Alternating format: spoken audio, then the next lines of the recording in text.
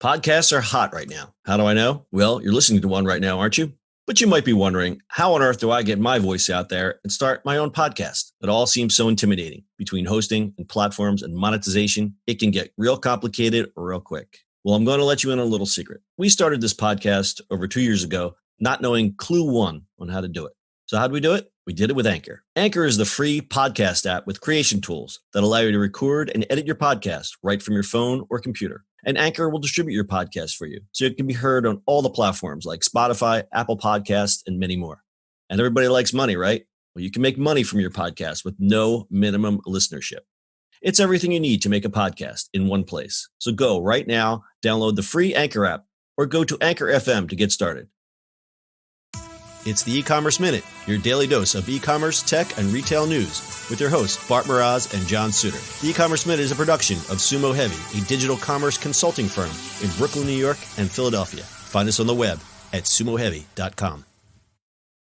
It's E-Commerce Minute episode 598.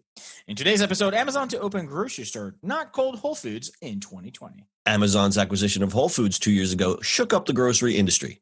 The e-commerce giant catapulted their presence into hundreds of physical stores, and then suddenly there's a plethora of in-store ads for Prime and Alexa devices in your face. An Amazon spokesman confirmed to CNET that the e-commerce giant will be opening a grocery store in Woodland Hills, California in 2020, but the store will be a different concept compared to Amazon-owned Whole Foods. It didn't say whether it will open more of these locations, what its selection or pricing will be, or even what the brand name is. But what we do know is that the first store will be located in a shopping center and may have been built in a former Toys R Us locations, according to Google Maps. The new store isn't expected to use cashierless technology like what is used in Amazon Go stores. Instead, Amazon says it will have a conventional checkout. In the job postings, the company described the Woodland Hills location as, quote, Amazon's first grocery store, end quote, suggesting that it will have the Amazon brand name. Last month, the Wall Street Journal reported that Amazon had signed more than a dozen leases in the Los Angeles area, as well as some in Philadelphia, Seattle, D.C., and Chicago as part of the plan to build out the new unnamed chain. The new store underscores Amazon's recent efforts to expand into more bricks-and-mortar retail locations. The company currently has 10 Amazon Go stores and has rolled out physical Amazon bookstores, as well as the Amazon 4-star stores. But we don't know what it's called. The mystery of it all. How much do you want to bet it's going to be Amazon groceries? Amazon grocery, because we know they're so clever with their branding.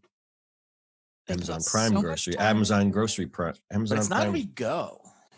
Yeah, true. Not going to be Go. Which is really weird, right? Like you would think they would just do more Go stores. Yeah. I have a lot of questions about this. Apparently, going to open one in Philly. Oh, I'm gonna just take a branding stance here for Amazon Go. Amazon Go is a completely different concept. That's kind of like saying Wawa is the same as Kroger's. They're not. They're two different animals. So go ahead. Correct. Go on, Brittany.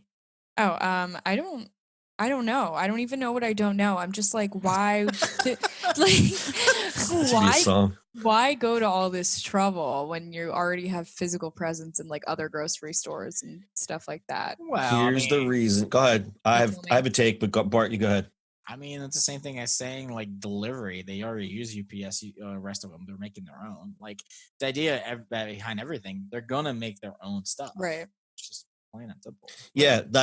So that's one hot take. The other is that Whole Foods is a different type of grocery store in that it's more of a boutique grocery store. It's much more expensive. But the selection and everything else is different than a general grocery store.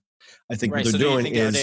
They're going after the Giants, the ShopRites, the Super, like those kind of things? So that's exactly what's going to happen. They're going to go after the Krogers, the Giants, whatever the large regional chains are. And I think it's going to be messy because what'll happen is, I mean, a lot of these grocery chains are unionized. That could pose a problem because what'll happen is, okay, here comes Amazon. We got to cut costs. Then what do? They start slacking on the inventory and cutting hours for people who work there. And that's not going to be good. Go ahead. Was somebody going to say something? Oh yeah. I was going to say, I actually have like a note about how the union, Food and Commercial Workers Union in Southern California in particular is like really strong and has like had organized strikes before about this kind of thing with the chain owned by Kroger. So yeah. And where are they moving? Where are they putting the first Amazon stores? They're putting them in the LA area. So they Kroger's and they got a Target on their back. But look at Walmart. They're not unionized and they have grocery stores. This is true. So they're gonna keep on going. Like, do you think they really care about Kroger's and rest of like that, or do they care about Walmart doing their, Interesting take. Yeah, I mean, they are coming after. I guess it is one way to stem the tide of Walmart's grocery business. Right. I guess it remains to be seen. The fight in grocery is getting pretty intense. They just dropped their $15 a month delivery fee for Whole Foods. We remember when that happened like 2 weeks ago. Everybody signed up. I signed up, and they're like, "You're going to have to wait. You've got too much demand. You're going to have to wait." And then they finally approved me, in air quotes, for Whole Foods delivery. But Thank God. yeah, it's going to be crazy. Yeah, it is. But I mean, I guess it was only a matter of time. Like this, I mean, nothing Amazon does really shocks me anymore. Like Well, they're yeah. gonna open up a hair salon, and I'm gonna You be know like, what well, shocks yeah, me? Amazon used to sell books. yeah, right. Yeah. They Lest used we to sell forget. books. They still do, kind of. One day they won't sell anything. Yeah, I've gotten a book or two from Amazon. I still buy books from Amazon. I know that I probably shouldn't, but I do. Yeah, as a former college student, as of a couple months ago, I know Amazon's books all too well. Oh yes. I mean, don't they have, getting off the topic a bit though, but don't they rent textbooks for college students? Yeah, Yes. Still very, very expensive. Still Sometimes very it's actually- expensive though, right? It's actually sometimes easier to buy them and then resell them Yeah. than it is to rent them. Sorry. for reals. Yeah, I'm an old fashioned book reader. I like to hold a book. I buy a book and I usually resell them. But in the last year, for some reason, like I'll be almost finished reading a book and I'll list it for sale and then it'll go. I haven't been able to sell any books lately. I don't know if it's just too competitive and everybody's selling things for a penny or what, but It's competitive. Also, if you look at, so I have a Kindle. I love reading on a Kindle just because, don't get me wrong, I'm still a big book fan, but I'd rather go to a library and grab a book. It's one of those, I don't want to buy new books. But Kindles, if you look at it, there's that program that they have, Kindle Prime, which is yeah, you get just one trade free your- book a month, right? You can trade them. No, you can just go back and forth. So if you read one, you can trade it out for something like that, as long as it's on Prime. So basically, But it's only one. But so you take I think one. there's like few books at the time, whatever they're doing. I'm guilty of reading and listening to a lot of things on devices, which is one of the reasons that I purposely buy books so I can just disconnect and get away from the screen for a little bit. Yeah, I like physical books too. Yeah, it's nice to curl up with a book and Well, cry. that's All right. Curl up with a book and cry. No, honestly though.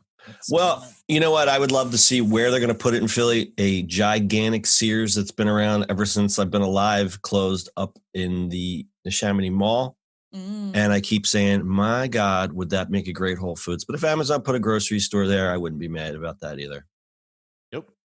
I have so many beautiful. questions about what it's going to look like on the inside. I'm itching to know how they're going to design it. All right, Brittany, why don't you tell us about today's incredible sponsor? Well, as a matter of fact, today's sponsor is us. It's us, Sumo Heavy. We're sponsoring our own podcast. Look at that.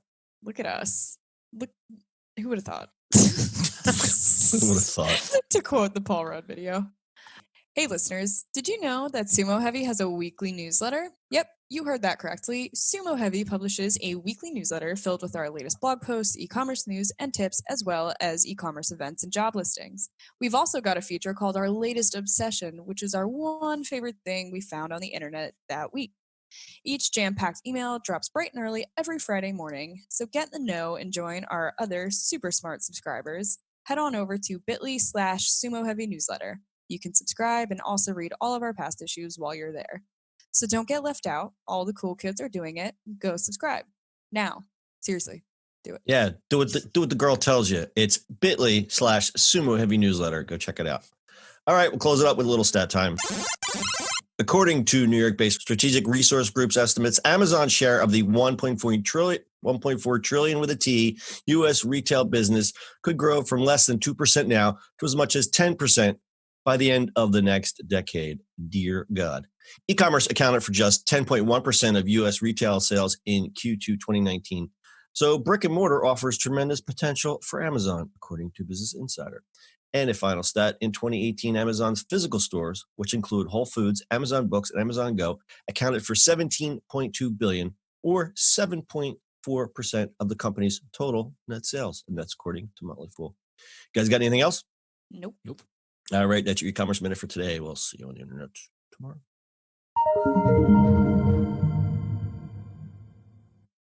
That's it for today's show.